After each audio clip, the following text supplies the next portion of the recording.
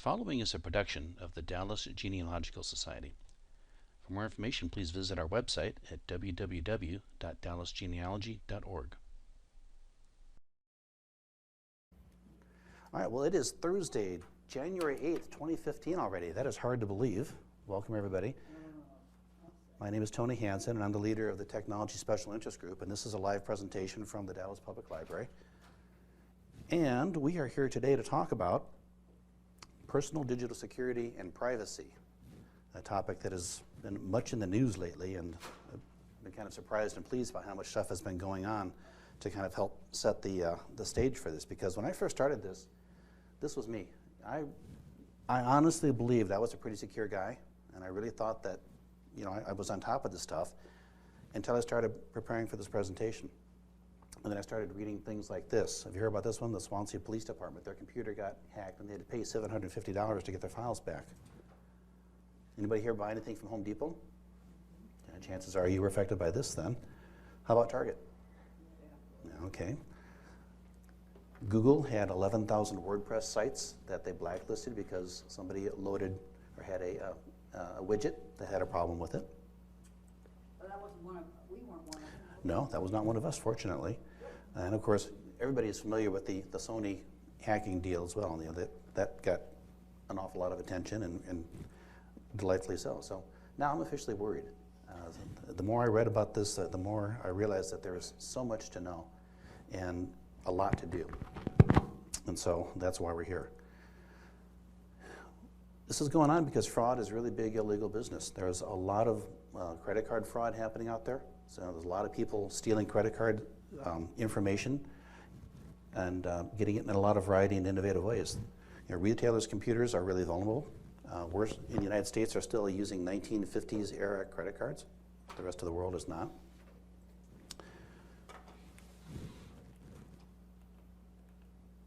Okay. And identity theft is on the increase and much more profitable as well. I didn't realize this, but a lot of the reasons behind a lot of what's going on is the desire to steal your identity and be able to make fraudulent claims for things like insurance, file for Medicare, or even to obtain drugs. And so your identity is a very valuable commodity. Even people filing fraudulent income tax refunds as well, pretending to be you and getting your refund. So, you know, that's a lot of the reason behind what's going on. There was about 56 million credit card numbers and 53 million email addresses stolen just from Home Depot alone. And from that stuff, these hackers can comb through and pull a lot of information out. Fortunately, though, there is a way to eliminate the threat.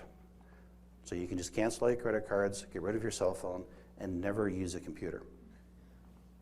And if you're curious, that's pretty much the definition of a Luddite, a person opposed to increased industrialization or new technology.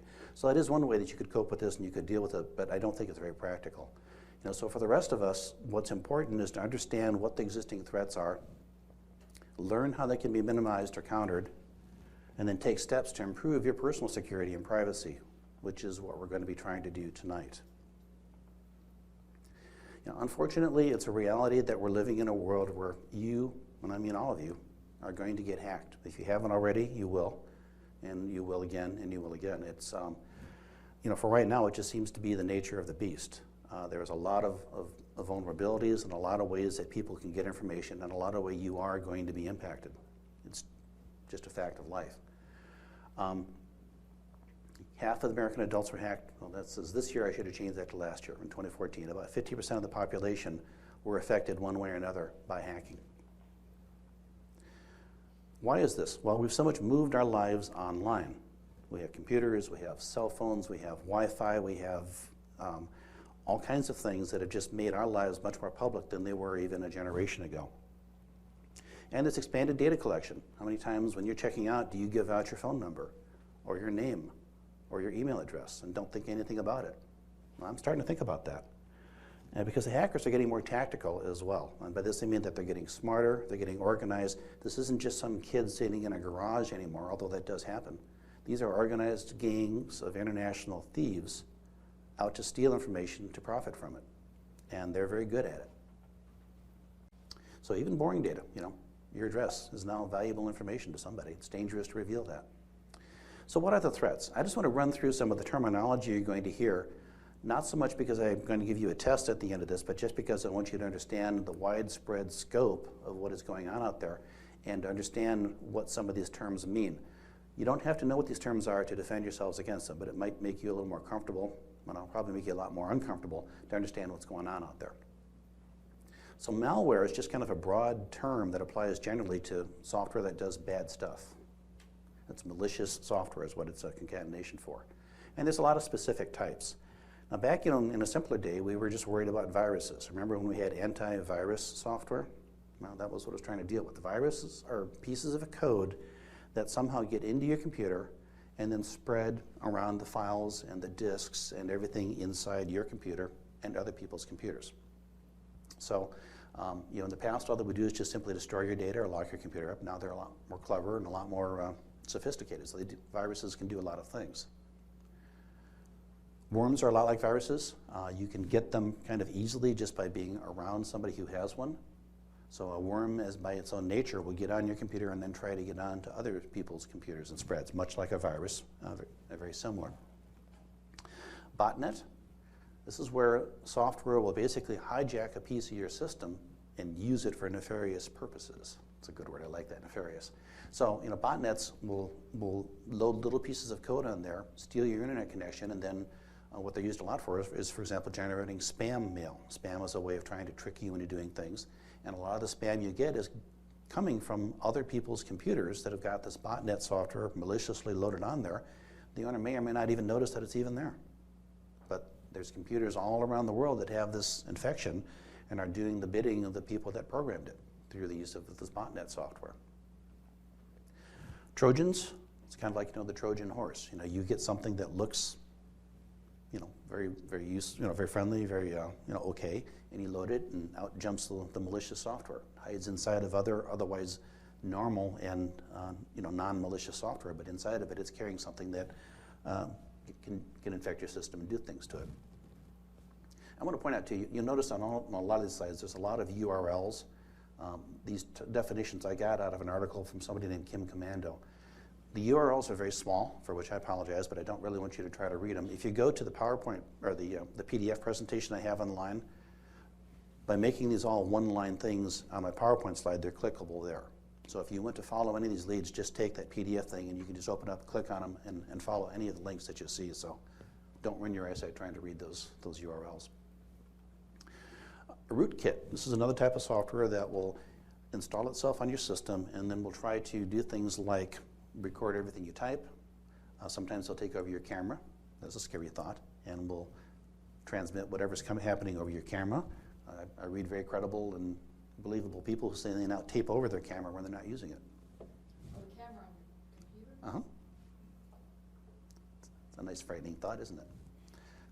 Spyware is software that's just specifically focused on gathering information about you, trying to gather things like credit card numbers, bank accounts, things like that.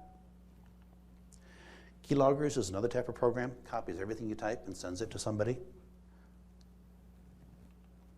Malvertising, this was a new term that I just came across. It's advertising that has malicious software in there. So as you go to various websites and you see ads for things and you click on that to follow it, boom, you just got a virus from it. So very hard to find because these ads are keyed off from a lot of things about you, geographically where you are. If they know gender, age, anything like that, they will target advertisements trying to entice it to you, to target it specifically to you. So the ad isn't the same ad for every person. It isn't the same every time. It's constantly changing. And so these are really, really nasty buggers for your antivirus software to find and catch. Like I said, the people designing this stuff are brilliant people. They're doing some really cool stuff. They have things called remote access Trojans, software that, again, they can get in and take over things on your camera. Again, your camera, recording keystrokes, even pulling files off and sending them to you. Ransomware, this is a good one. Software that will come in, it will take over your computer, lock it up, put something up on your screen and say, you can have your files back if you pay us. Nice stuff. You'll see this a lot with fake antivirus programs. You'll see something that'll jump up and say, hey, I've just detected you got a virus on your computer. Click here to get rid of it. And boom, now you're down this path.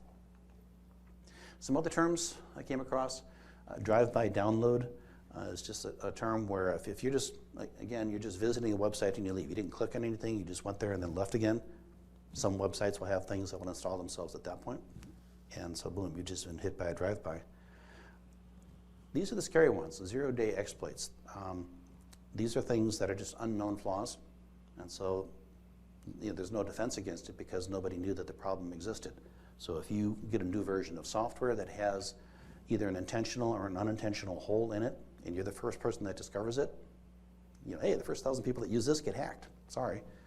So these are brand new things that haven't been discovered, have not yet been countered, and if you're one of the early adopters, you're one of the unlucky people that get exploited by it as well. A backdoor is another term for a mechanism sometimes intentionally put into software by developers, sometimes unintentionally, where you can access the programs and the things going on in your computer without you being aware of it. Sometimes developers put things like that in there when they're developing them and comment them out when they ship the production version. Sometimes they just forget to comment them out. Sometimes you may actually have employees who will sneak it in there without the people they're working for knowing about it, and then telling their friends or selling the fact that it exists. So again, just a lot of ways that you can be affected. Phishing. This is a way where some seemingly kind of benign, okay request for information comes in, and you get tricked into revealing information that you really shouldn't. Or you may get taken to a website that looks and acts and seems like the real website, but it isn't. It's a fake website. And so you start putting in user IDs and passwords, you're actually entering them into the computer system the hacker have, and they're pulling all this information in there and logging it and recording it. And you may not be aware of it for a while. So again, some are very sophisticated. They may just let you type a time or two and then go away and then send you back to the original website. You may not even know it happened. So the stuff is getting really, really sophisticated and a little scary. And I think this is the last one, a PUP, a potentially unwanted program. So I guess this is kind of a category of where normally this program's okay, but under certain circumstances it might be harmful or malicious or something. Just one that caught my eye as I was pulling this stuff together. So again, those are just some terms, and hopefully you can appreciate that there's a gazillion different ways that people are out there trying to get at you. So what those things are it's kind of a little bit important to understand generally how they're working it, but you don't have to memorize all that stuff. Just kind of take away from it that those are some terms you're going to hear and some exploits that are out there trying to get to you. But there are some ways, as you'll see, that we can counter that. But what do they want? Why are the people going through all this? What is it that they get out of it? Well, they want information about you. They want your name, your address, your phone number, your social security, credit card numbers, bank account numbers, passwords. They want your email, the actual email. They want your email list. They want to know who you talk to. Anything that they can get off of your computer becomes exploitable by them. Okay, why do they want your email? Anybody ever mail a password to somebody? I have. And if it stays in my sent mail, that's one of the first places that hackers and malicious software goes when they get access to a system is into your email, and they start going through and scanning for things. If you've ever sent a driver's license number, ever sent your bank routing number, credit card number, anything like that in your email, and it's still sitting there in your sent mail file, that's one of the first places they go and scan through, and they have software that will just scream through there and try to pick all that stuff out of things you've ever sent. They want your contact list. They want to be able to send email to other people imitating you. Oh, Jean sent me some email. I wonder what she wants. Boom. She wants to send me malware. Thanks, Jean. I appreciate that. So information of any kind that they can get, however they can get it, is golden to people who are trying to take advantage of everything that you have and everything you do. New York Times had an article just this Sunday about this man's mother whose system got locked by a phishing attack. And there's some really interesting things that came out of this article that I just thought I'd share with you. First of all, these people locked up the system and said, you pay us $500 the first week, we'll unlock your system. And it's got to be in Bitcoins. That's the only form of payment we'll accept. Does anybody not know what Bitcoins are? I mean, it's okay if you don't. It took me a while, too. Okay, but the nice thing about Bitcoins from hackers' perspective is they are untraceable. When you get payment this way, there is no way of tracing where that money came from or where it goes. And this particular phishing scheme, if you don't pay them within a week, the price goes up to $1,000. Don't pay in the second week, the third week they come in and delete all your files. So no pressure. So in this particular case, her son was kind of a technical writer, and she contacted him, and he tried to bring some some technical expertise that he had and people he knew to bear, and there was no unlocking this thing. There was nothing that they could do to get around these files being locked up the way that they were. And so his mother decided, heck with it, I want my pictures, everything, I'm paying them. So she agreed that she was going to pay the $500. She didn't get it done in time, though. I don't know how you would pay somebody Bitcoins. I don't have any Bitcoins, let alone 500. Well, it turns out there are some designated ATMs and some other things that you can do some online transfers. But it took a while, and they didn't get the payment made until day 8. So now his mother was really mad. It's like, I have, it's $1,000. And one of the experts that her son had talked to said, there are mechanisms you can contact them. They have to know how you transferred the money and all that. And said, plead your case. Just say that you had trouble. Your son was in New York and had trouble finding the ATM. The ATM is broke. Maybe they'll give you a break. And they did. So on day 8, they let her have her system back for $500. And one of these experts said this, they almost always honor what they say because they want you to believe they mean it and that they actually can do the things and will do the things that they're doing. Which gave the kind of ironic observation that, welcome to the new ransomware economy where hackers have a reputation to consider. Things have changed. Other ways besides having your system just locked up and demanding Bitcoins that you might know if you have a virus, well, if you start seeing a bunch of pop-up ads, more so than normal, you start hearing or seeing messages that you didn't send going out in your stead. If you're locked out of your computer, for Windows users, if your Control-Alt-Delete doesn't do anything anymore, if your internet connection seems even slower than it normally does, these may be signs that something has happened. Another article I came across was this guy. He lost all his airline miles. And one of his lessons that he said was, if you see an app behaving strangely or your computer is running slowly and just go, well, that's odd, investigate it right then and there. Don't put it off like he did. He was trying to book a trip before going someplace, and he put it off and came back weeks later, and the only way he knew was he went to use his freaking flyer miles, and they were gone. Somebody had hacked in there and stolen all his freaking flyer miles. So, if something is odd, it probably is odd, and probably bears a little bit of investigating sooner rather than later. So what can we do to minimize the threat? Well, it turns out there's a lot of things we can do, and I don't want you to be blown away by the number of things that are up there, because a lot of the stuff, I think, are things that you're probably doing already, and other things just maybe are kind of additional things that we can incorporate into our online lives. So I'm going to run through each one of these things and talk about what they mean and what is involved in doing it and why it's important. So the first thing you can do, we've talked about this before, is the importance of keeping your software up to date. This is important because old software has known exploits, been around for a while, people have figured out how to hack into it, and so if you have old software, it's a lot easier for them to get into your system than if you keep stuff up to date. One of the problems in the world today is people who are running pirated versions of Windows. It's not licensed, it's not legal, it's not updated, it's on computers all around the world. That's the source of a lot of your spam because they have been exploited, hacked, there's botnets in there, and that's where most of the spam from the world gets generated, I understand, is on computers like that from people who just haven't paid the price to Bill or whoever to keep their software up to date. So new software generally fixes exploits, and patches are important, and they will correct them. That's part of the reason why they put out, one of the reasons why software manufacturers put out patches and updates is to fix security exploits as well as to put some new features on there as well. You want to be especially diligent about your operating system. And I talk a lot about Windows because Windows is the most frequent target. Us Apple people or you Apple people are kind of a little lucky right now, but your luck is about to change, I think. But operating systems in general, your browsers, Flash software and Java software, those are two things that are used to do the flashy, glitzy things that we all enjoy in our computers. Those are kind of the four main avenues that the hackers get in. So that's why it's annoying to say, oh, you have this update, and have to load the thing and wait for it. It's important that you do it. Make sure that you have your system set up so you get the automatic updates for Windows, that those things get installed on a regular basis. You hear some people talk about, oh, well, I never load them because there's problems and things like that.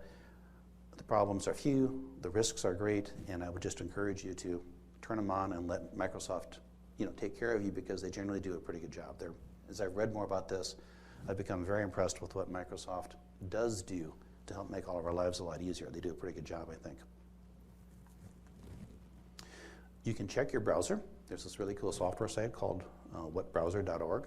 So you just go there and it'll come right back like it did for me, and it told me I was using Chrome and I was on patch 39 or whatever, which was the current version. So you can just, for your browser, you can just simply go there and it will tell you right away. And then there's a lot of information about other browsers and things too, but that's kind of up on the top of the screen and a very easy way to check and see how your browser is doing. Okay, so in addition to keeping your software up to date, it's almost mandatory that you use anti-malware software. The threats are getting so sophisticated and it is getting so potentially damaging that it's just unimaginable to me to use a computer that doesn't have this anymore. So they will check you and protect you in a variety of ways. So when you get email, the software will actually check the email and see if there's any detectable things that came in with the email, which is a real common avenue of exploiting, and let you know if there's a problem. They'll scan files for threats, so they will check your system periodically, do a scan once a week or once a day or something, and check your files for you. The good ones, if you're going to a website that is known to have dangerous software on it, will warn you and say, hey, do you really want to go there? That's a pretty good sign you probably don't.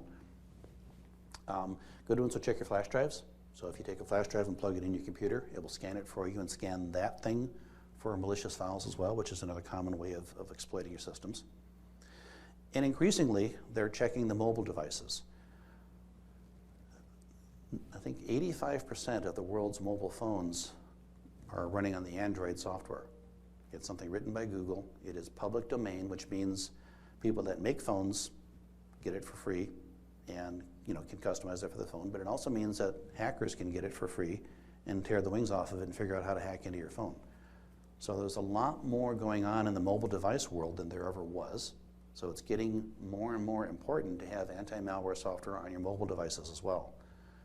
And again, Apple people can feel a little smug right now because it's not a big threat yet because of the way Apple kind of keeps their environment tight.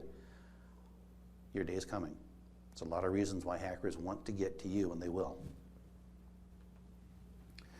So anti-malware, also known as antivirus software, is something you can either get for free. There's some very good free ones, or something you can get for a fee where you have to pay for it. Broadly speaking, this isn't, don't quote me on it or don't sue me over it, but for the most part, the free ones and the pay ones all do pretty much the same thing at the basic level. You then start paying for features and the ability to customize it and do some advanced things. But you can get some pretty decent ones for free and might want to consider paying for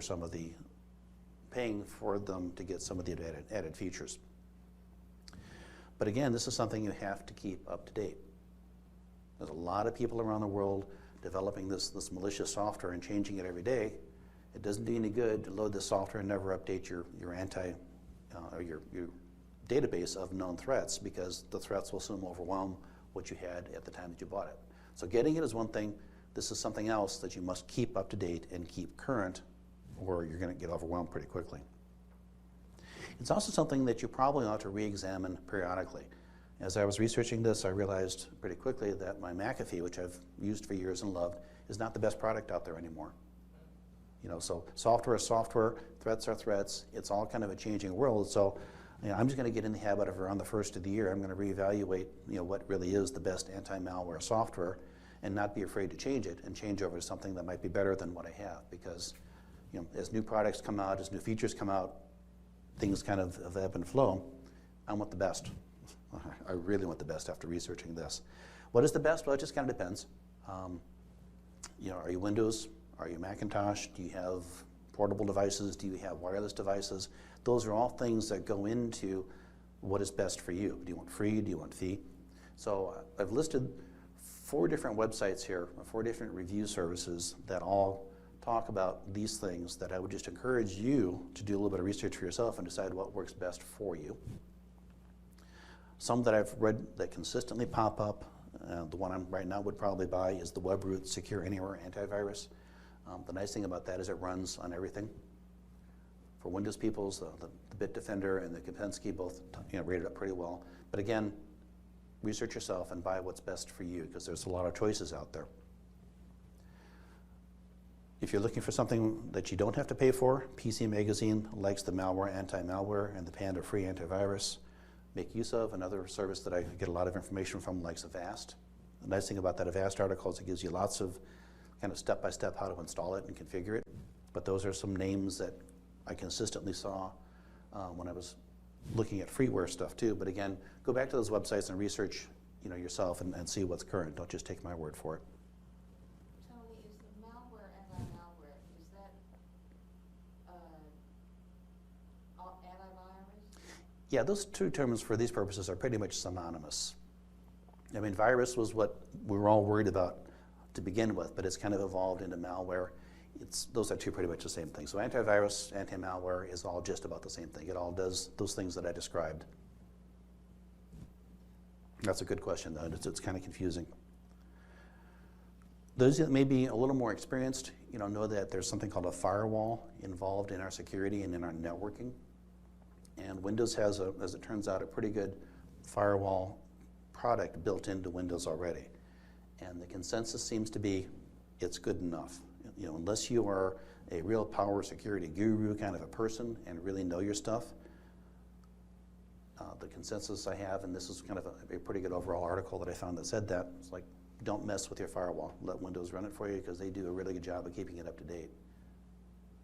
So just if you're tempted to put in a firewall thinking you're going to be more protected, you have to be pretty knowledgeable in order for that to hold true. Now Macintosh, I don't know a lot about it. The little bit I read about it is that there is some stuff built in there that most users are not aware that they even have. So let me ask the Mac users, does gatekeeper or sandboxing or XProtect, are those terms that mean anything to you? No. Okay, that doesn't surprise me because from what I read, gatekeeper is what makes it difficult for you to load software from anywhere but the App Store. Sandboxing is a technique they have to kind of isolate it to keep programs from being able to bust out and do malicious stuff. And then XProtect is kind of an anti-malware program running in the background you don't even know you have. So again, to the Mac users, do you all have anti-malware software? Do you use something like a McAfee or whatever? Yes. I got one yes and one no for my, okay. All right. Barbara, you might want to think about it because your day's coming. Actually, let's back up. I keep referring to that. That's actually I'm going to talk about that in the phone presentation next month. But what's really interesting about the Apple world is that the demographics are so different. Don't hold me to these quotes here, but it seemed to me that like 50% of all of the wireless purchases made this Christmas season were made from an iDevice. So 50% of all purchases, even though Apple Mac or iDevices represent maybe 10 to 15% of the number of phones out there. So the message there is that people who have iDevices spend a lot of money per device. And we all know that the devices are expensive to acquire to begin with. And so, the bottom line is that people that use iDevices are a very desirable demographic for hackers. They want to get at you because you spend a lot of money. So Apple's, made it kind of difficult, but like I said, Apple's day is coming. The people realize that there's a lot of money to be had out there. There's a lot of money changing hands. They want to be a part of that. So I'm really convinced that more and more having good anti-malware software for your iDevice and for your Mac world is becoming more important every day. So unfortunately, the other thing that we have to develop as kind of a habit is to always be suspicious. It's an awful way to live our lives, but online that's probably a pretty good thing to do. So if you get email from somebody that just makes you go, I wasn't expecting, Carolyn to be sending me, a big attachment in an email. I wonder why she did that. The bad thing to do is to say, well, I wonder what it is. Because if you're not expecting it, there's a good chance that it might be something malicious. So rather than just opening attachments that you don't know, your anti-malware software, again, should allow you to scan that very specifically and look for something. It should scan it when it comes in. If it's something that you just, I wasn't expecting anything, like, my mother just sent me, a 1 megabit file. That doesn't sound right. I'd either delete it or call my mother and say, did you just send me something? Chances are the answer is going to be no.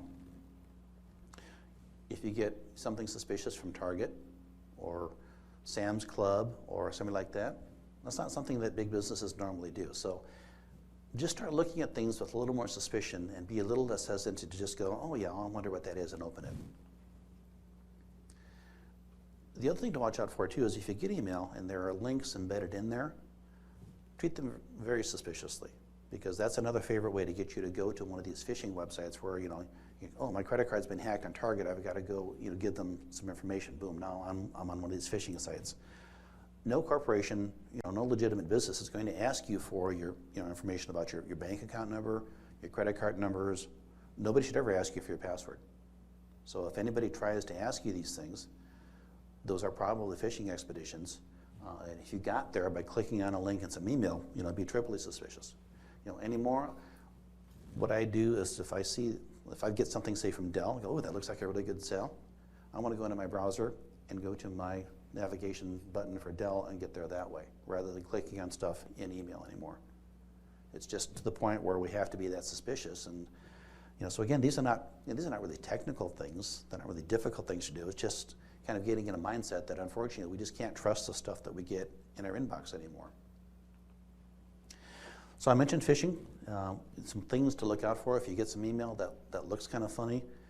Learn to start looking at the from email address. If it's really from a company, it's going to be target.com. It's not going to be something really weird, target.com, something really weird. So start looking at your email addresses. Look for poor grammar. Now, if it's coming from me, expect it, but from this, no. Look for bad formatting. Look for things embedded in there, embodied links that they want you to click on. Non-corporate phrases. If you get some email from AT&T that says some kind of odd, off-color things, might be a little suspicious. Unsolicited offers or requests are things that seem too good to be true. Now, I shouldn't share this with you because this is really cool, but I'm going to be a secret shopper. Anybody get this?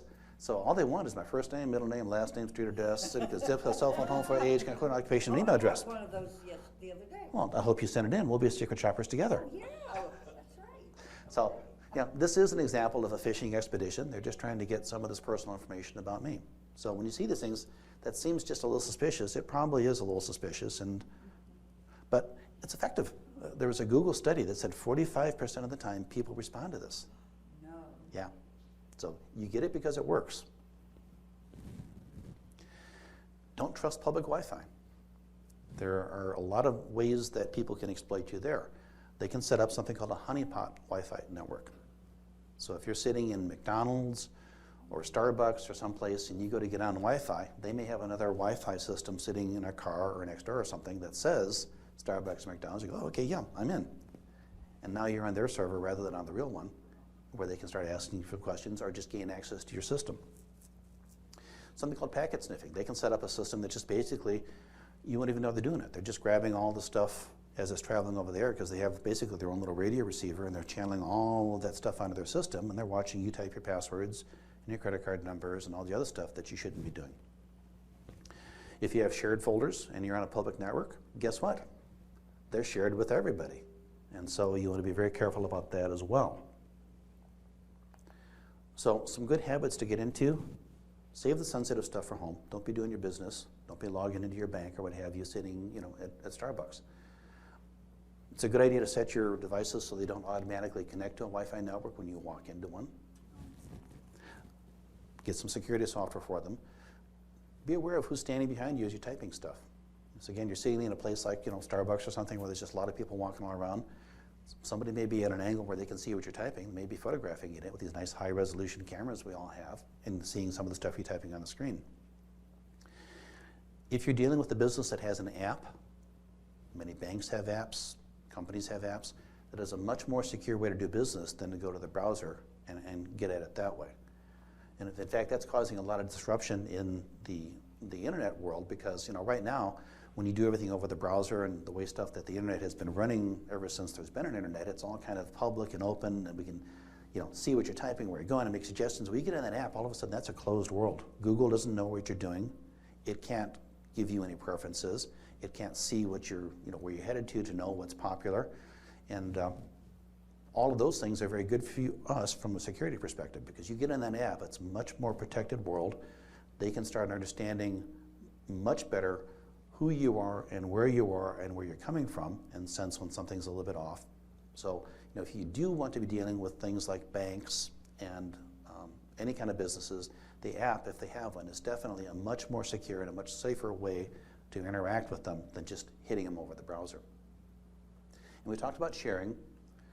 In a Windows world, this is Windows 7, that's what I'm running right now, but I'm sure Windows 8 about is the same. When I connect to a network, it comes up and says, well, what kind of network? Are you on your home network? Are you on your work network or a public network? And the choices that you make here will limit what happens with your system. So if I'm on a public network, for example, it will not mount my publicly shareable drives. just won't let that happen.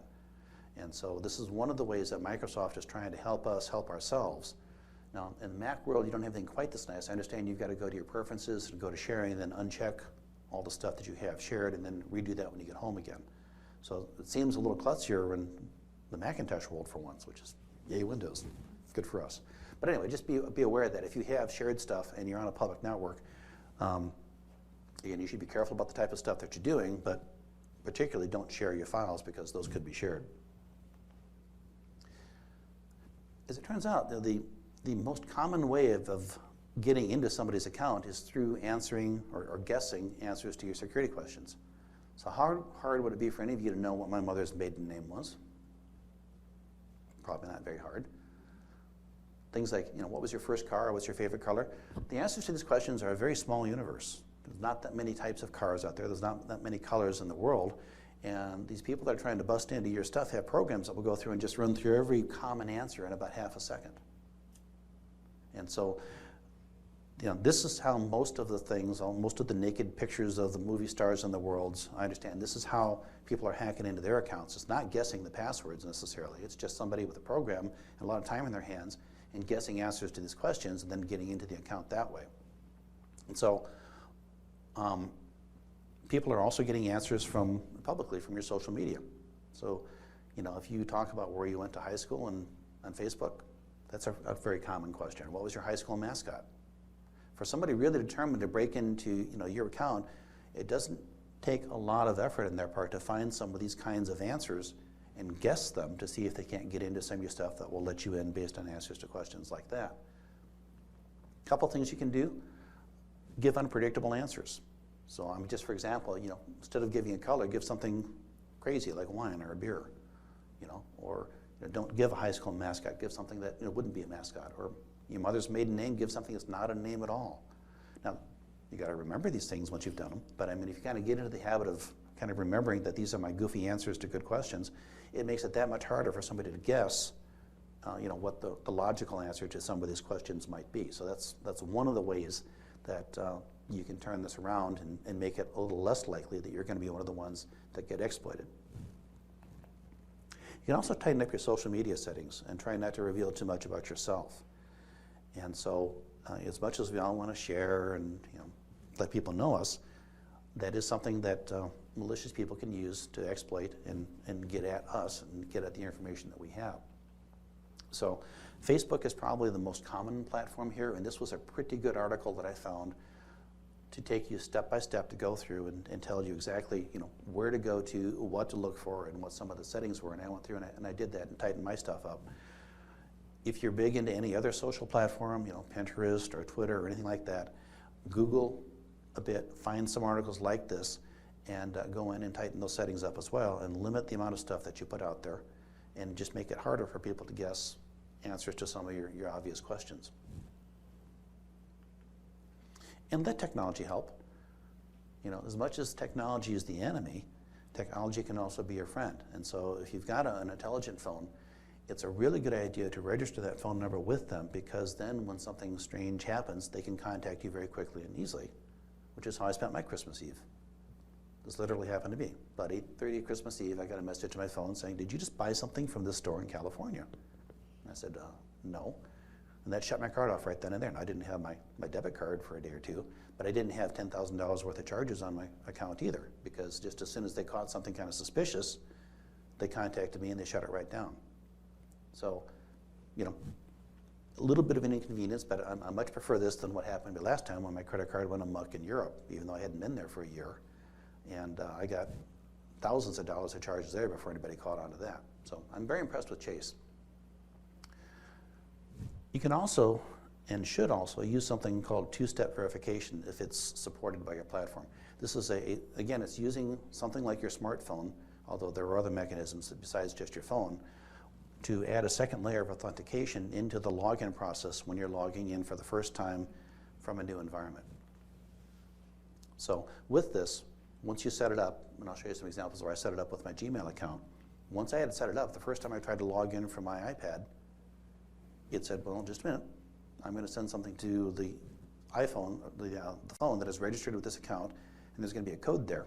You've got to type that code in in order to be able to log in. So even if I had the password with this enabled, I couldn't get in unless I had the code message that they sent to my iPhone. So even if somebody hacks in and gets your password, they're not going to be able to get past that very easily. Okay, now Tony, this is only the first time you use that device? Or is it every time you log into that particular account? It's for the most part, it's only the first time. There's email is an exception. I'll get to that in just a second. But no, the first time you log in from your desktop computer using Chrome, for example, you'll go through this. Now, with many of them, if you now would come up with the same desktop from Safari, you'd go through it again. But from that point on, from either of those things, you wouldn't be prompted. First time you use your iPhone, yep. First time you use your iPad, but beyond that, unless maybe you did an iOS upgrade or something that wiped out something that they identify that system with, you should not have to do it again. So it is a one-time deal. And I know for a fact that Amazon and Twitter, LinkedIn, Facebook, and Google all support this, and others will probably as time goes on. So this is a screenshot from the Google explanation, kind of explaining how it works and how you can start setting it up. Now, email is a bit of a problem because when I start up my email, there's no intelligence there, so I can't do codes and things. So with that, what they let you do is set up kind of a more or less permanent password for that application on that device. And so I just basically came into the Google interface and said, okay, I want to set it up for email on my Windows machine. It gave me a very long 16-digit, very complicated password. And I had to go into my desktop environment, go into my email and say, okay, here's your new password to get to my Gmail account. Once I had done that, I was home and free. Same thing for my iPhone. So for both of those email accounts, I have this permanent for that device password. The nice thing about that is if anything funny ever happens, revoke and it just shuts it off. Generate a new one and I'm good to go again. So it does give you a lot of control over being able to shut down stuff if funny things start happening. If you start seeing strange email or getting strange calls from your mother like, why did you send me that picture? Did you mean to? This is what it looks like on Google, on my iPhone when I had my Google set up for the first time. So it popped up and said, you're going to have to enter the code that I'm going to send to you over text. Now it's a little odd to me that I'm getting the message on the same device I'm trying to log into, but at least it gives you a screenshot so you can see what's going on. So this just popped up. I had to wait for the message to show up, go into my message thing, get the code, type it in, and from that point forward, I was good to go. Even with that one-time password. So it did do it the first time, and after that, we're good to go. Did it on Facebook as well. So now every time I go to a different computer and try to access it with Facebook, I've got to go through this all over again, but at least I know it's me and only me. So that two-step verification is a really good thing to do. Banks have been using this. I've been using this with Chase for a while. So if they see anything suspicious, they can send me something. And the thing I do like about it is when I'm traveling a lot of times, they'll contact me like, did you just buy gas in New Jersey? Well, yes, I did. Okay, we'll let your credit card work then. Without that kind of stuff, if you've ever traveled and had your credit card get shut off, it's like, that's just really frustrating. So it just really does work pretty well. And again, this is one of the messages that I got from Chase when I accessed it for the first time. That's the type of code that you get. You just key it into their little app and life is good to go again. All of this doesn't alleviate the fact that you've got to get into some good password habits. So your password should be strong. You should have a unique password for every site, and they should be changed frequently. And if this sounds like a lot of work, it is. What do I mean by a strong password? Well, it should be a combination of letters, both upper and lowercase, and numbers, and something called a special character, which is anything other than a letter and a number. So you should have combinations of all of those. It should be 8 to 12 characters in length, because again, there are a lot of programs out there that will go out and try to guess passwords. The longer your password is, the harder it's going to be for them to guess your password. It should absolutely not contain any word found in the dictionary. Should not contain any predictable strings like 1, 2, 3 or ABC. Shouldn't be your user ID. Shouldn't even contain that.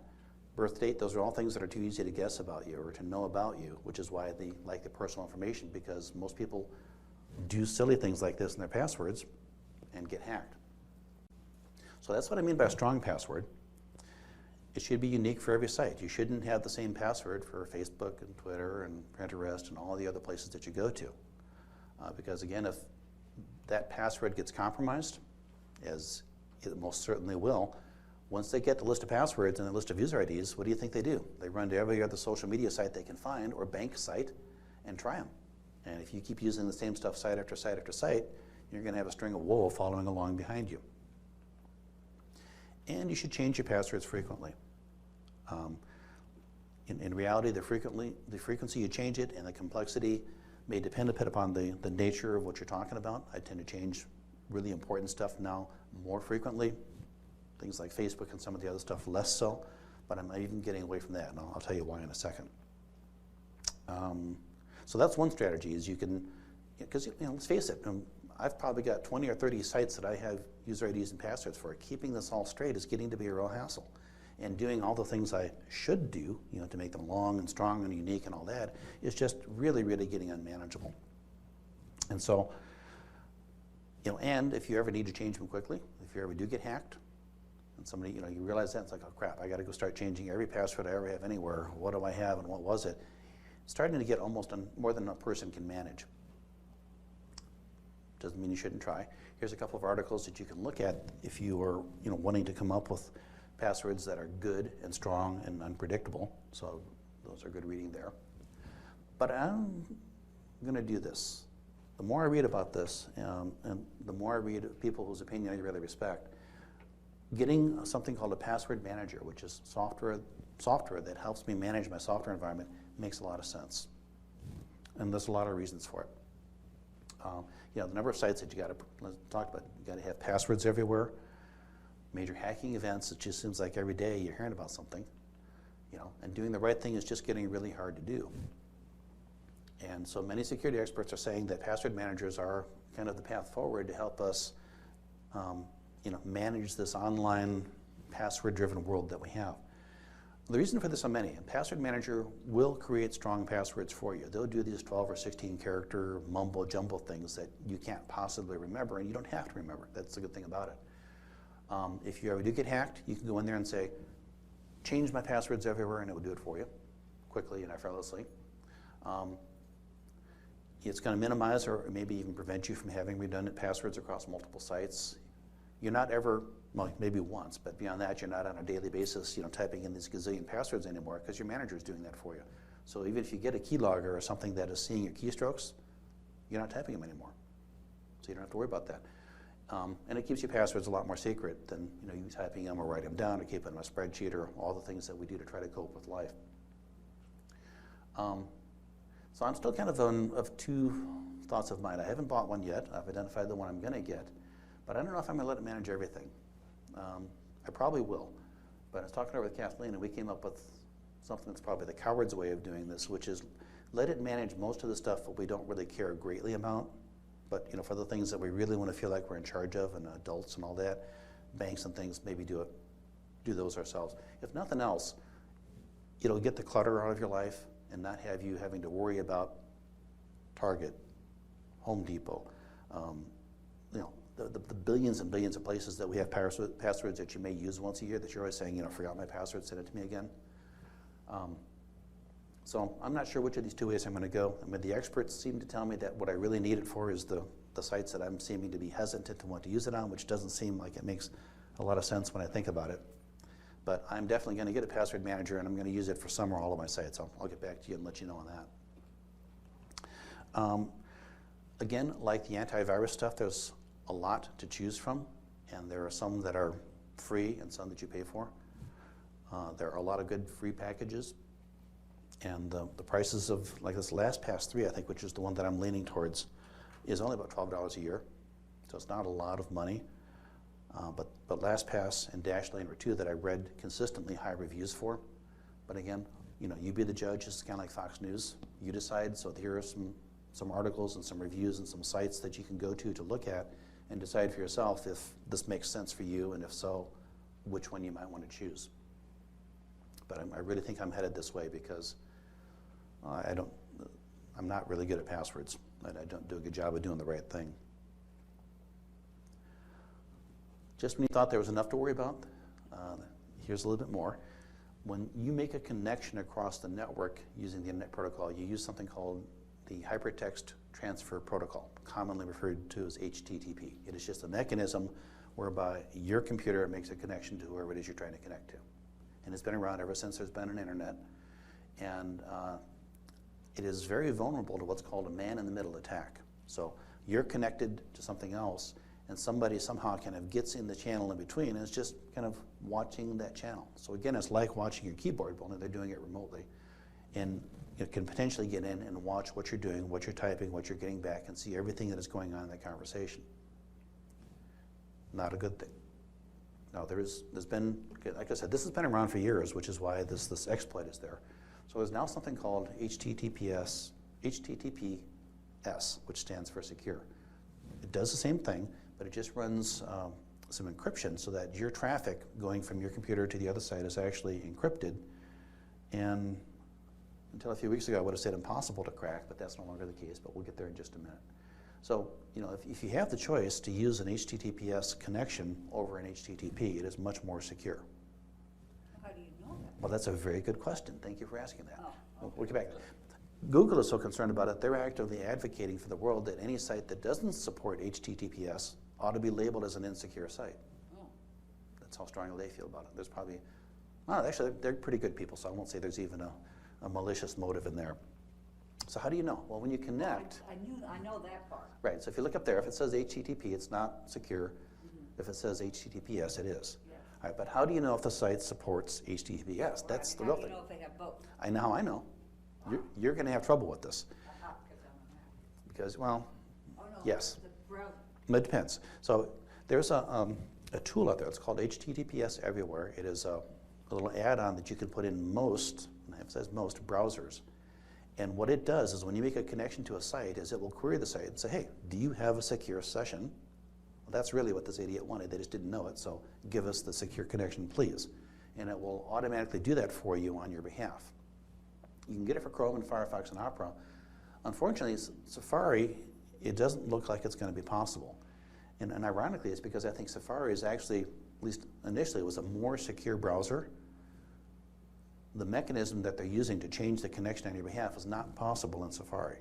So far, at least, all the brains of the world have looked at it and said, we'd love to, but we can't figure out how to do it. In fact, on the HTTPS website, it says, if you are a Safari developer and you know how to do this, please contact us. We'd love to hear from you. So unfortunately, you don't have this option if Safari is the browser of choice for you. But for Chrome, Firefox, and Opera, you do. Internet Explorer, of course not. Why would Microsoft care about this? But anyway. So even Chrome for Mac? Chrome is Chrome, I believe. Oh, okay, whatever. So I don't have a Mac, but I believe that, yes, it is an option that you should be able to install. Well, I haven't installed it since I used to, but Okay. you could do this on, oh, okay. Well, maybe I'll check into that. And there was another one that I was reading about this that I came across. I thought, oh, that sounds really good. And I loaded that. I can't do anything anymore. Every place I go, it's just like, no, you can't do that. No, well, no. And I had to turn it off because it was so restrictive. Now, I think there's a way that you can kind of fine-tune it for your sites, but it was a lot smarter than I was. And I regret that I don't remember the name of it even. But you can take security too far to where you can't do anything. And then you're secure, but you're back to being a Luddite again, or effectively one. Even with HTTPS, you're not going to be invisible because our good friends at the NSA, apparently, I think thanks to Snowden, revealed the fact that they now know how to crack these things. They have enough computing power, which I think is really what you have to have, is a very high-end, sophisticated computer, and a lot of smarts too. But apparently the NSA probably can crack that encryption, so don't say bad things about the government, expect them not to know it. If the government can do it, the hackers are not going to be far behind. It just is a good example of the cat and mouse nature of what's going on here. Move, counter move. So, I'm thinking this is probably going to be a pretty good talk to give every year, because I think every year it's going to be another, a change, and just a lot to keep up on. Suspect flash drives. If you're at trade shows or things like that, and someone says, hey, here, have a flash drive. Thank you, thank you. Be a little suspicious of that, because there's a good chance there's going to be some malware on that as well. The anti-malware software you choose, one of the features you should look for is something that will scan those for you and make sure that when you put one of those drives in there, you're not inadvertently loading something bad as well. And as I talked about before, don't keep sensitive information. If you have things that are sensitive in nature that you have sent in email, even in text messages, passwords. When you send it, if it's necessary to send it, delete it off your system. Don't leave it sitting there for somebody to come back and find later, well, you know, if they do get into your system. Because that's frequently where hackers look when they're, you know, once they do get into your system. I would really question keeping things, lists of, you know, passwords, banking account, credit card information, things like that, just in spreadsheets or Word files. If you do feel compelled to keep the kind of stuff, I would encourage you to consider encrypting it. But that's one of the uses that I was reading about for these password managers too, is the, you know, if you trust them, and you got to trust something, I guess, that, you know, that's the place to keep, like, you know, a list of your credit cards. And think about it, if you lose your purse or your wallet and you're away from home, like, what's my credit card numbers? I don't know, well, I can't look and tell you anymore because it's gone. So having it in, you know, kind of a secure vault someplace does make sense. If your secure vault is a file on your PC, I would really think about encrypting it and not just leaving it, you know, in the open there. Okay. Also be aware that when you delete files, they're not necessarily gone. Windows especially, it will just kind of takes it so you don't see it anymore, but the information is still actually physically on your disk drive, and a knowledgeable person or a sophisticated hacker can look at those files and can pull stuff out of there as well. So if you have things that you really, really, really want to make sure are gone, there are some third-party tools. I'm running CC Cleaner. I discovered that one, and that's really a pretty good, pretty benign thing. Every now and then it just pops up and says, hey, I've got a bunch of trash here. Want me to remove it? So yep, please do. And but that's just kind of a general cleaner, but these things will also go through if you're trying to delete a file and make sure it's really gone. These are ways to make sure that it really is. So like I said, none of these things are really big things. It's sad that we have to do it. None of this stuff is really hard or really sophisticated, but it's just, we've got to start thinking about the fact that we're carrying a lot of our world around in our purse or on our belt and, you know, in our phones anymore. So we just got to start doing stuff different. Windows users, I don't know how this is in the Macintosh, but when you set up a user account on Windows, you can say this is either a super user or it's an ordinary user. And when I set up my systems, I always say, heck yeah, I want to be a super user. I don't have to keep typing in stupid passwords to do anything in the system. Well, the problem with that is that if you get malicious software coming in and it wants to install itself, if you're running as a super user, guess what? It just installs. You may not even know it. And so I tried setting myself up as a non-super user account, and it really got confused because I'm just not smart enough to figure that out. I'm going to be building myself a new computer this spring early, so I've kind of put that off. But from this point forward, I'm going to set up myself as a non-super user account. And then if something pops up and says, you know, well, I need the super user password to install, it's like, well, wait a minute, I'm not installing anything. What's going on there? Just, you know, one more little layer of defense to keep something from happening without you being aware of it. Macintosh, I don't know, do you have a similar kind of a super user, non-super user account? Or? I think so, but while I'm installing software, it usually asks me, it comes back and asks me for my password. Okay, then it sounds like it does prompt you for it. If you do that, are you going to be limited in what you can do of an administrative nature? Not if you have the password. I mean, it's just anything that you need to do as an administrator, you just have to, it'll prompt you and say, well, only the administrator can do this. Give me the administrator password, and then you'll be able to do it for that session. And then once you reboot, you're back down to a normal user again. So if the computer says you can't do this because you're not signed in as an administrator, that means that you're an ordinary user? Yeah. We talked about credit cards earlier. The rest of the world has gone to these smarter cards where they have these, I think it's an RFID tag, and I won't swear to that. But if your credit card doesn't have that little golden square up there, which most of us probably don't, we're still running on 1950s technology. Now, the reason for that is that these cards are a little more expensive to duplicate. The equipment to make these cards, from what I've reading, costs about $1 million. And so you can understand why Chase is not really eager to install one of these things in every branch in Dallas so they can instantly give you your credit card. Stores are not really good to replace all of the scanners they currently have so that they can utilize them. So there's a lot of foot dragging going on in the United States. Kathleen and I were in England in November. We were trying to use one of our credit cards that didn't have this, and they were confused by it. It's like, oh, I'm not sure I can read one of these things anymore. They've moved on over there. Over here, we're still very much behind the times, but I understand that by 2015, at some point, I think about the third quarter, stores have to be able to read these cards or accept the legal liability of your information getting hacked. Yes, Barb? I had an experience of, all my cards have chips in them, and I was at a store in the US and just swiped like normal, and because my card had a chip in it, it didn't work. Their little swipe device had swiped and used the card reader. And so because I did that, I had to use it just like I used in Europe, just stick it into the machine. So they've got the new machine installed, apparently. Right. And the other thing is I just talked to the bank, because I had gotten all my cards changed, and before I went to Europe, and I said, well, what about my debit card? He said, well, we're not there yet, but in 2015, we'll be issuing debit cards with card chip in it. Well, Chase definitely wasn't as of December 26th, because when I got my new card, it was the old kind.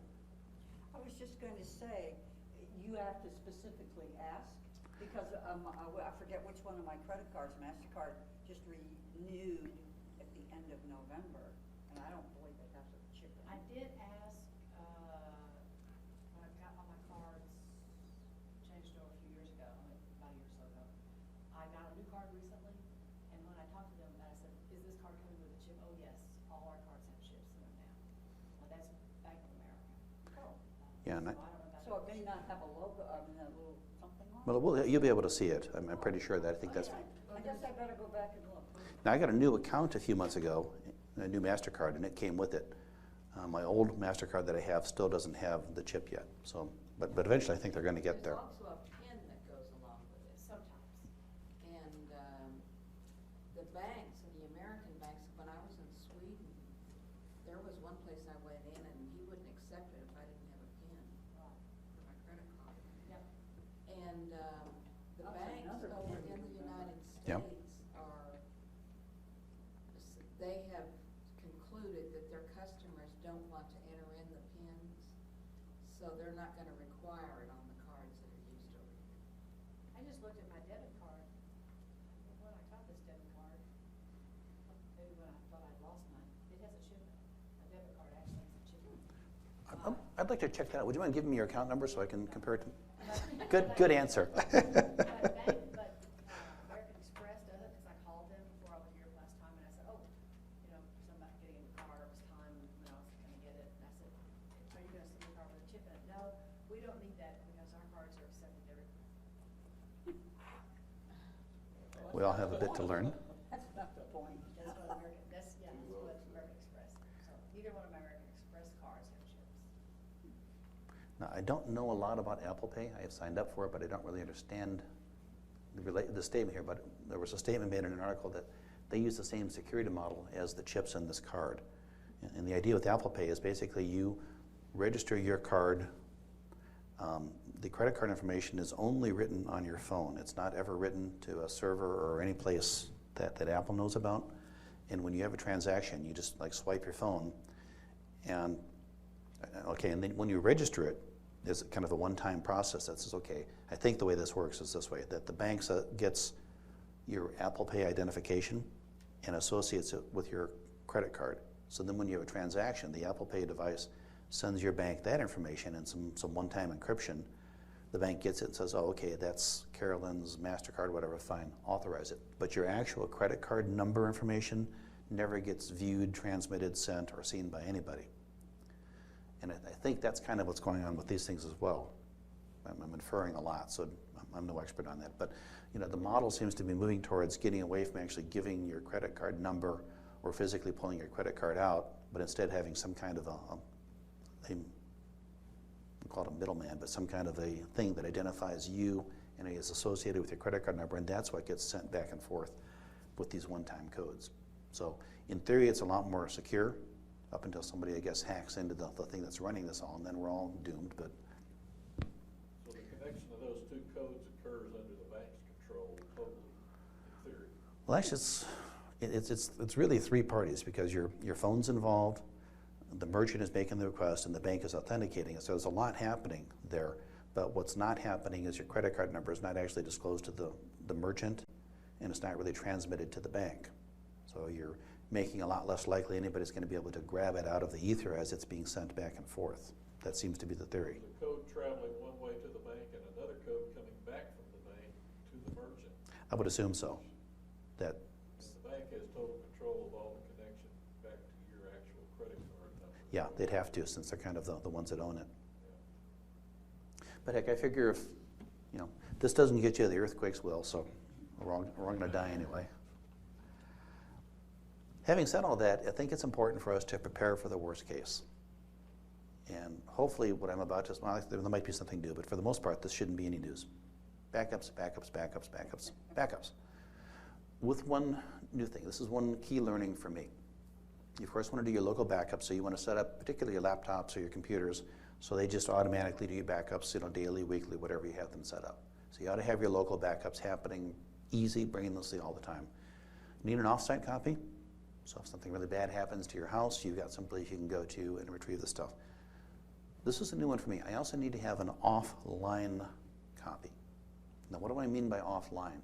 Well, something that can't be accessed or modified or infected by the malware. So how do you do that? Well, a lot of disks or a lot of flash drives or some kind of a USB or a NAS attached device that's not always connected to my computer. So what I'm now doing is about once a month, plug it in, run my backups, pull the plug. It still sits on my desk next to me, but at least I know that I have an image that's only a month old that can't be reached if somebody gets at my computer and does something really bad to the files, because this thing's not even powered on. Okay, your your offsite stuff, if it is connected, and backed up all the time, could become infected. You could find yourself, thinking like I was, carbonite, no problem. Got a problem, we'll go to carbonite. What if the carbonite stuff's infected? Oops. So having some kind of a copy of your stuff that is totally offline, inaccessible, and not dependent on your computer being up and running is a really, really, really good idea. And so those are kind of the three legs of what I now believe is a good, effective backup strategy is my online automatic one, my offsite one, and my offline not available most of the time. And you say that is, you're putting it on a flash drive? I'm saying you could. I'm using a USB device. Oh, USB connected. That's personally what I'm using right now. You could use a network attached device, as long as you pull the plug on it when you're not using it. But you only have, if you're going to go with this type of a thing, with a drive of some kind, only power it up when you're actually making your copies, and then disconnect it or pull the plug. oh, okay, well, I have a USB external hard drive. Yeah, that's what I'm using. I pull the power plug out when I'm done. So it's only powered up for a few hours a month. Power plug, but I only turn it on every once in a while. Okay, well if it's powered off, whatever. Mine doesn't have a convenient switch, so I just pull the cord out of it. Oh, Makes me feel good. But yeah, the whole point with this, if it's going to be a disk drive like that, is only have it connected and powered up at the time you're making your backups, and then disconnect it or power it off. oh, okay. So that way, if you get something that attacks your computer, it can't run over the USB cable and hack those things I up guess too. I actually do that by default. You're either really paranoid or really smart, or both. And this is one that I was guilty of too. In Windows, they talk about having a system repair disk. This is, in my case, it's a CD that I can put into my computer and I can boot up from. So if my disk ever crashes, my hard disk, I can boot my system back up again. If I ever have some malware get in and take my system and holds it ransom, I at least have a way to boot my system back up again and start doing some stuff. If I get really bad malware, I can boot up and start running some anti-malware software and try to clean the system up and at least have a chance. But I talked up front about that woman, this guy's mother that was cracked and locked up. If that ever happened to me, I'd probably take the hard disk and throw it away. Boot up on this thing, go to my offsite thing, restore my stuff, and I'd be back up in business with a lot of trouble, but not having to spend the $500 or $1,000. So having a disk that, one of these system repair disks that you can boot up from was a really good idea. Now again, for Macintosh, do you all even have disk drives you can boot from? Well, it depends on which system you have, yes. I do, because I have a MacBook Pro. Okay. Has a CD. Okay. But if you have an Air, Mac Air, no, you don't have it. So not even if you had an external drive or something? Well, if you had an external drive, yes. But would it boot from it, I wonder? That's what I don't know. I have no idea. Okay, but you have a disk drive you can boot from. Do you have such a disk for yourself that you could boot from? does it come with the Macintosh? Okay. Now, for Windows users, sometimes you'll get one, but increasingly they don't even do it, or they'll charge you 10 or 20 bucks. But you can actually, this article down here is how to create one. It's real simple. You just put the drive in there, go into your control panel, and you can create it very easily. But I don't know what about the Mac Airs have, or what about some of the others? I mean, there are some in different models, Yeah. as there are in Windows. That's getting even true for like Chromebooks and things like that, so I'm a little unsure on that. The last two computers I bought,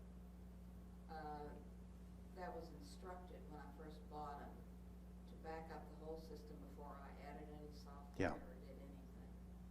I mean, and it took a long time. It took several hours.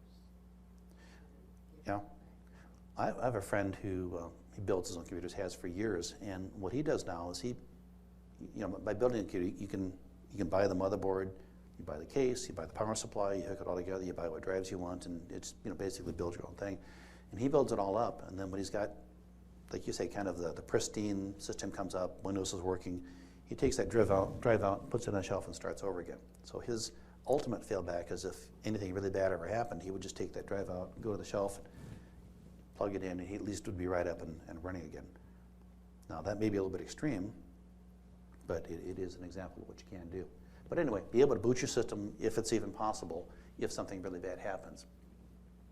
And I've gotten to the point even now where I found there's a couple of software packages. Malwarebytes, Anti-Malware, and Hijack This are two software products that the pros go to when they get somebody that says, my system is infected, fix it. These are the packages that they run to try to start the recovery process. Apparently they're really, really good. And there's free versions of it. And like I said, this has all made me really paranoid. So now I've got a couple of flash drives I use all the time. Those are both on my flash drive. And every month when I do my backups, I update it. So that, if I ever really have something bad happen, I just know that I need to boot from that recovery disk, shove this flash drive in there, and get my anti-malware stuff running, and I'll be up and trying to heal myself and get over whatever the problem that I have is. I've only been hacked once, and it was a pretty mild one. But like I said, I'm getting more and more paranoid as I get older and learn more about this. These are 3 good sites to know if you're hacked. These are where you can go to get some of that software. A document that I found to be really helpful when I was starting to get smart about this was this, a Universal Guide to PC Security. So if you want to kind of have a little different perspective on this and a little bit easier to understand, that would be a document that I'd recommend that you read. This, if you're a little more sophisticated, is primarily aimed at the Windows environment, but these were 10 network security tools and tests everybody should use. And there's some really amazing stuff out there. Now, finding this article is a little bit hard because it doesn't live out there just as a URL. It is a PDF file, it is free, it is downloadable, but just Google it and you'll find, Make Use Of has it several times, and there's a couple of other sites that have it, but just Google it and you'll find a site that has a PDF file that you can download. This was interesting. Avoid the 12 scams of the holidays. It was just kind of interesting to read through some of the scams that were running around and what people are trying to do to separate people from their money. And then this one. When you're tired of all the technology, this is just a really interesting article, more psychology or sociology about why people choose the passwords and the passphrases that they did. And it was kind of refreshing reading after all the scary paranoia that I've been through. So, no good technical stuff, but just kind of an interesting insight into human nature. Are we scared yet? Well, that would be a good guide of things not to do in terms of choice of passwords. It's the most common thing. No, it wasn't so much that. It was just more, read it, and we'll talk about it next month. Like I said, it was just kind of interesting. This guy just started asking people, to share with them how they selected their passwords. It was just interesting. Really meaningful things in people's lives, or key events, or just from a psychology perspective, I thought it was kind of interesting. So those are all the things that we talked about. Like I said, a lot of this is just tightening up things you've already been doing. Some of it I think is new, but like I said, it's a sad and scary world out there that we have to even talk about this. Questions? I have one. You were talking about, there are a lot of places where they ask you for your email address as you're doing things. And so if I were on a legitimate site and and one trying to purchase something. Could I make up some kind of crazy email address? Well, And would they accept my purchase with it? as long as they don't send some kind of a verification to that Well, email address. They always usually just- do, don't they, when they're legitimate? Well, but if it's more like, could I have your email address? If you're checking out kind of a thing. And the one article I read was by a woman who was an FBI agent. She said the only time anybody ever called her on it was her niece, because she gave some bogus thing, and she said, that's your email address. But so if they're just asking for things like that when you're checking out, Yeah. she said, I always just give bogus stuff. Now, some places you have to give a real email address because they're going to send something back to you that you have to authenticate. And for that now, I've started using my Gmail account exclusively because they have that two-step verification that my AT&T account doesn't. I feel a lot more secure with that. Some people even talk about just going to Google and getting another junk email account that you don't really want to use all the time, but when you absolutely positively have to have an email address to get it to authenticate, but it's nothing that you're going to want to be getting mail from, they give that one all the time. But, there's different strategies for it. Yeah. I'm not sure I've answered your question. Try it again. No, you did. So, because I think most of the time I probably couldn't just, But anymore, I don't want to give my personal information out, especially not in the middle of a crowded grocery store or mall or something like that.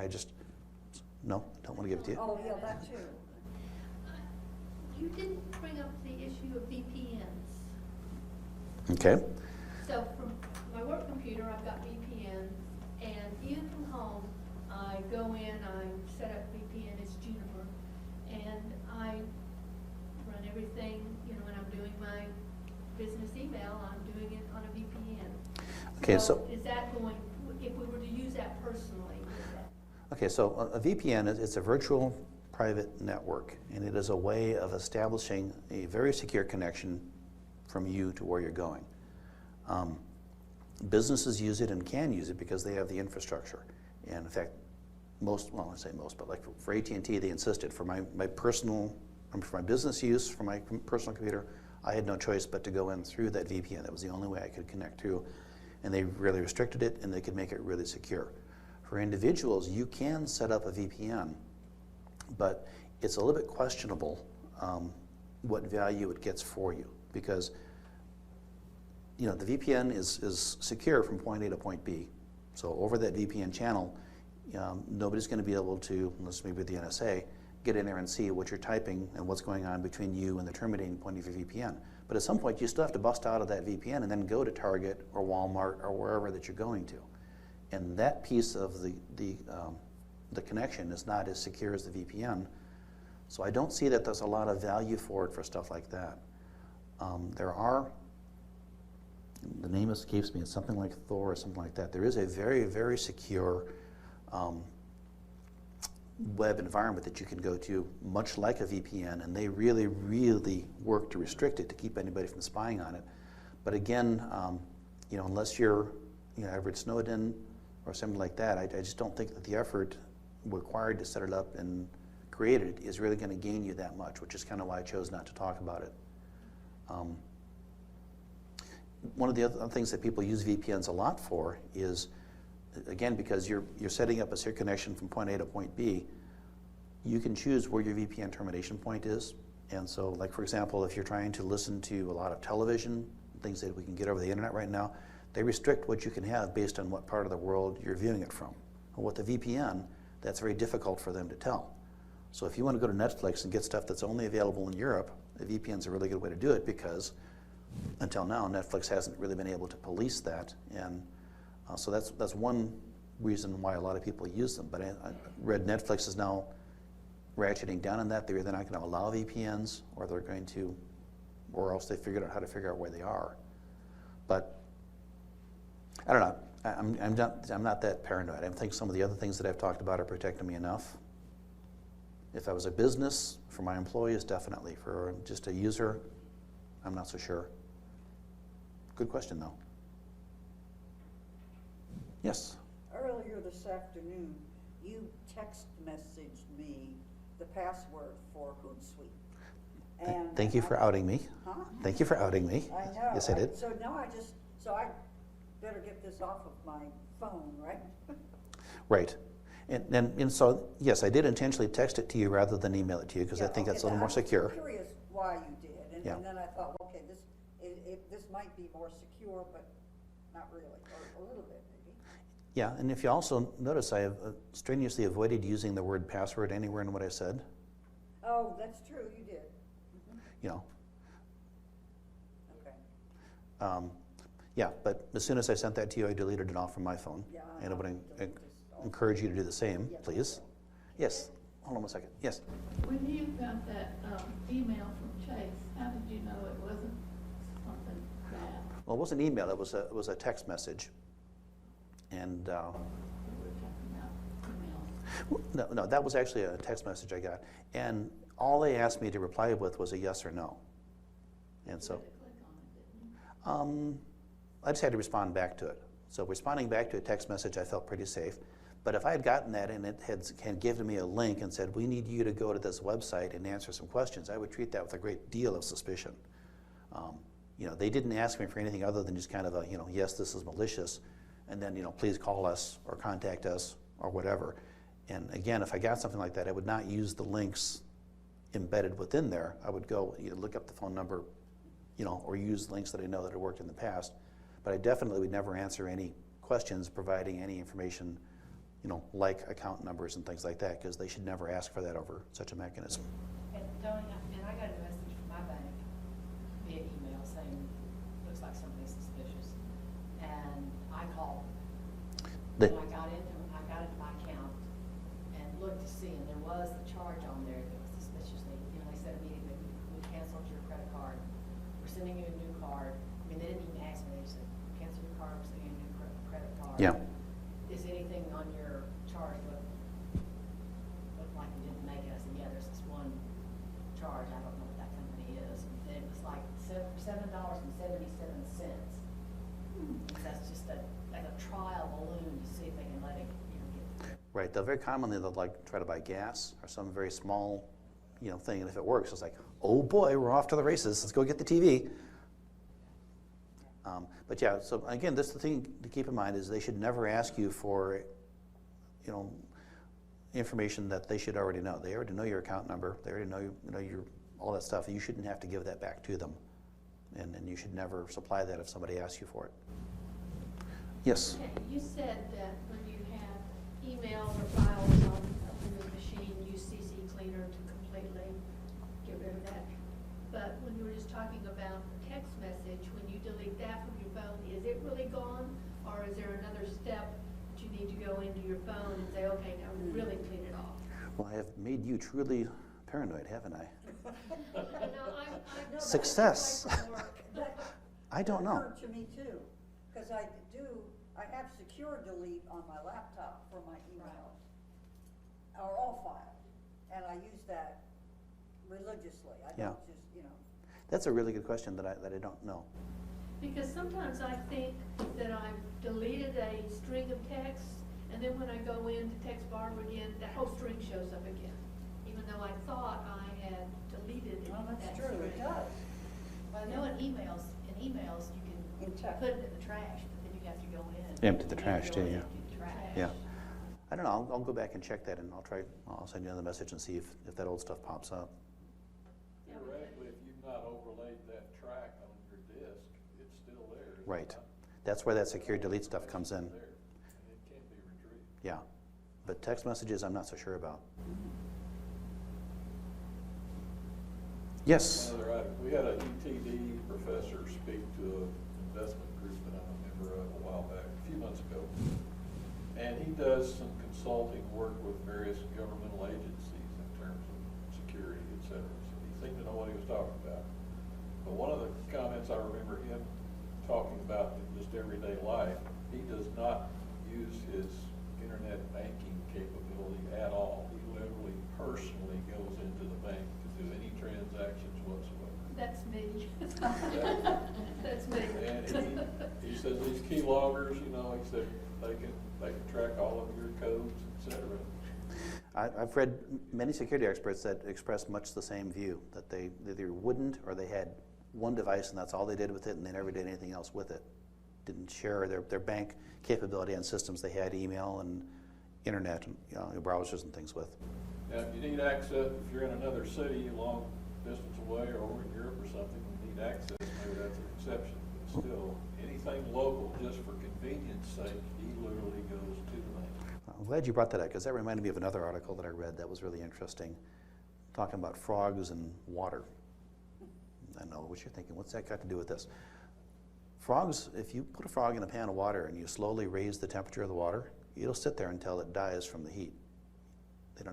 They can't sense the rising temperature, until it's too late. And it was by way of an analogy. If you think of all the things that we now accept and do and are willing to have happen in the world, and think back, even 10 or 20 years ago, I never would have done any of this stuff online.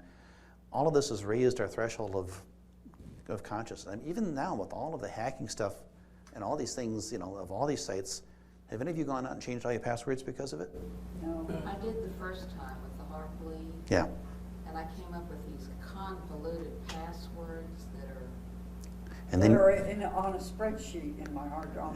and then you had to do it again next week when Target got hit, right? And that's the whole point. Their whole point was that we're all just getting kind of, maybe comfortable isn't quite the right word, we're not really aware of how much trust we're placing in what's going in online.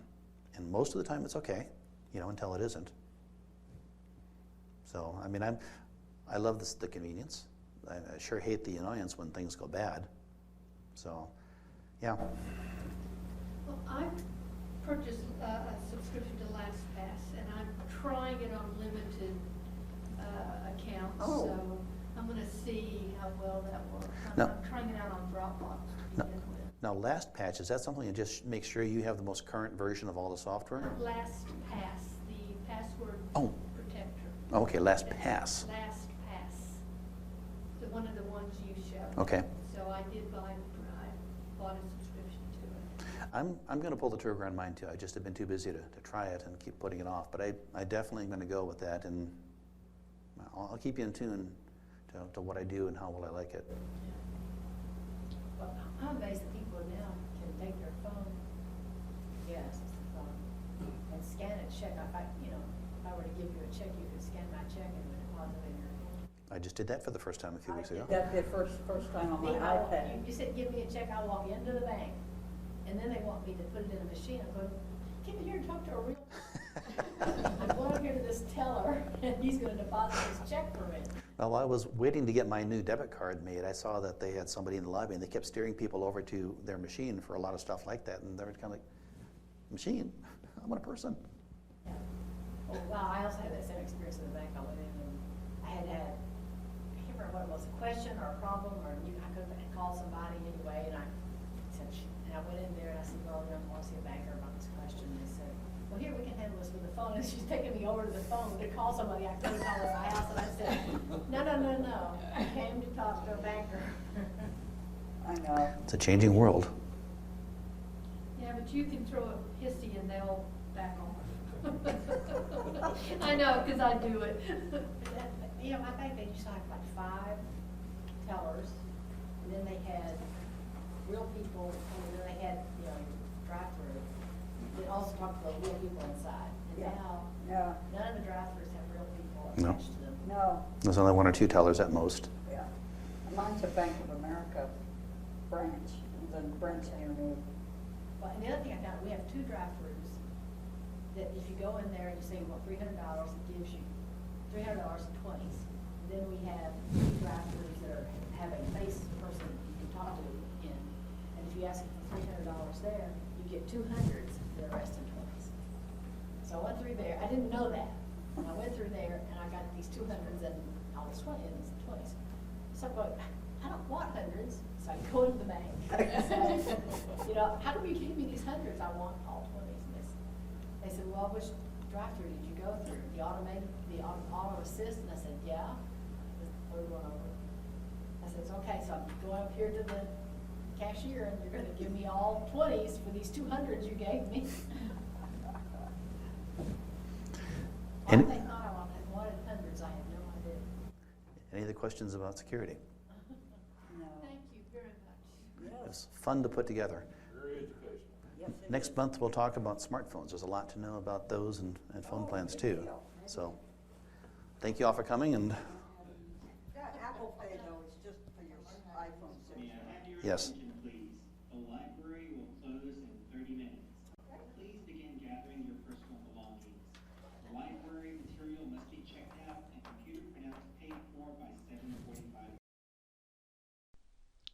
This has been a presentation of the Dallas Genealogical Society. If you're already a member, thank you. Your membership dues are supporting this and other society activities. If you're not yet a member, I hope you consider joining. You can become a member for as little as $35 a year, and you can join by going to our website, dallasgenealogy.org, and clicking on the membership tab.